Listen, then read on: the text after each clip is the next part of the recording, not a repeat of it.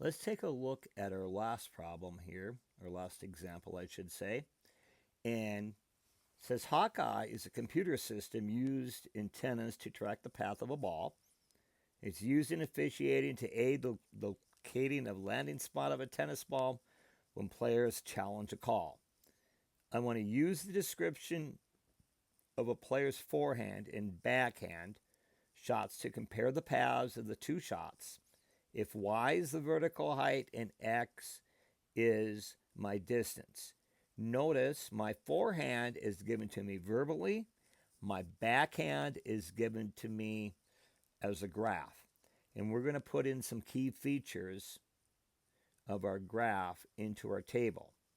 And I think the toughest one is the forehand. So let's go through the forehand together. We'll do them both, but the forehand is the one we'll probably spend the most time. It says during the forehand, the ball leaves the player's racket at a height of 2.8 feet. Well, when it leaves their racket, that's your y-intercept because that's the starting height. So it starts at 2.8 feet in the air.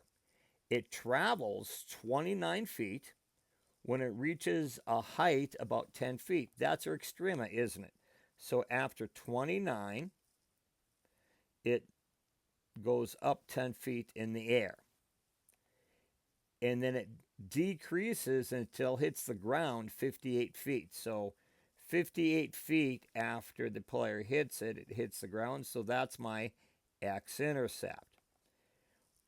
I know my graph looks similar to the backhand, that it goes up, reaches a maximum, goes down. So I know it's increasing from my y-intercept. So I think I'll put an I for increasing until it reaches the extrema. So it's increasing from 0 to 29. And then once it hits 29, it's going to be falling until, I don't know why I put y, that's supposed to be an x. It's going to be falling until it's 58 feet apart. Remember, I always describe increasing and decreasing in terms of my domain. Yes, it does go up to 10 feet in the air and back down to 0 feet. And it starts at 2.8 feet and it goes up to 10 feet. But we always do it in terms of the domain. Now, my x-intercept on my graph or my backhand, I think is just a lot easier to see. My x-intercept is right here. I'd say that's either 70 maybe. Maybe you could say 71. A little bit bigger than 70, if at all. My y-intercept is back over here to the left, and that looks like what, about 2.5 maybe.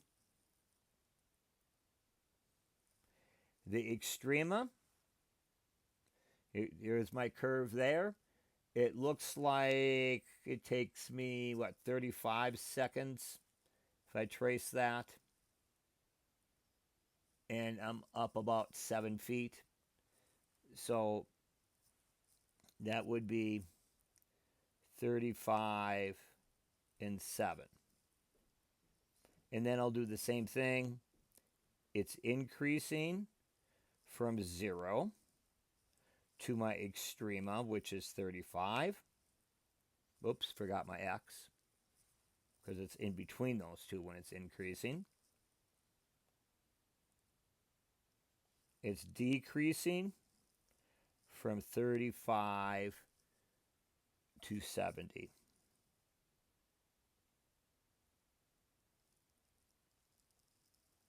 And there we have our key features by comparing verbal and a graphical form of our graph. Okay, assignment. Do the MT3 LT6 assignment. That will be, and then if you have any work, take a picture and upload it to Google Classroom.